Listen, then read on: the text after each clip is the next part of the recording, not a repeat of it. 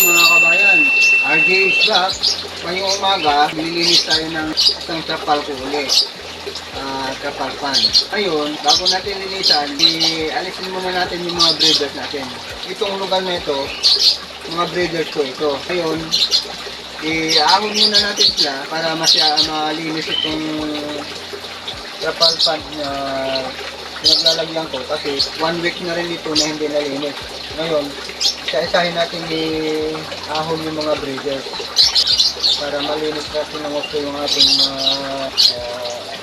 trapal pan. Ito, ano ko ito, breeders ko dito, buried na ito. Ay na, 1 month and 1 week na. Kaya isang linggo na lang antayin, pipisa na rin.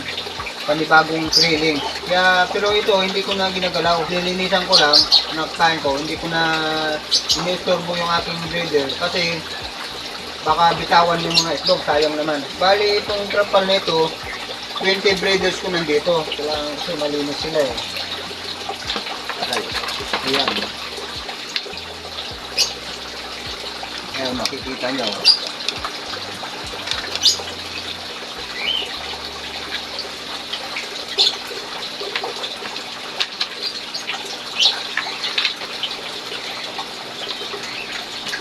Para ma-check na natin kung may mga buried female na rin.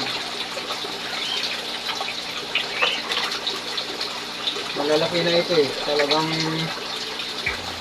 Pero ito, ready for out na rin ito. Kung sinong may gusto rin magparami nito, PM lang kayo sa akin. O bisitahin nyo ako dito sa aking backyard farm para at least makikita nyo at makapag-pamili kayo ng mga breeders na malalaki. Kasi ito, masyadong aktibo, mga talagang pwede naman kayo maglinis ng mga trapal pan nyo, pero hindi nyo namang linisin to na hindi alisin yung mga breeders. Kaya lang, mas maganda yung i-ahon mo sila para at least i-check nyo kung mayroong mga buried para maihiwalay na yung mga mayroon ng buntis. Para hindi ma-stress kasi pagka binuli ng mga barako yan, tendency nila, binibitawan nila yung itlog. Sayang kasi medyo matagal-tagal rin bago karoon yan eh, tapos bibitawan lang. Bali ito na sila mga kabayan oh. Dari breeders na ito.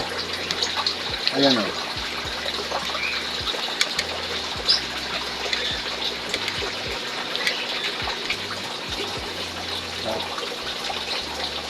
Malalaki na yan.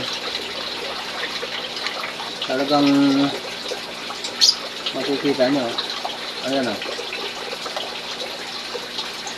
Mga 3.5 to 4.5 o mas malaki pa. Kung sino interesado, i-PM na lang nyo ako para ma-entertain ko kayo. At kung gusto nyo, kung malapit lang kayo dito, nandito lang ako sa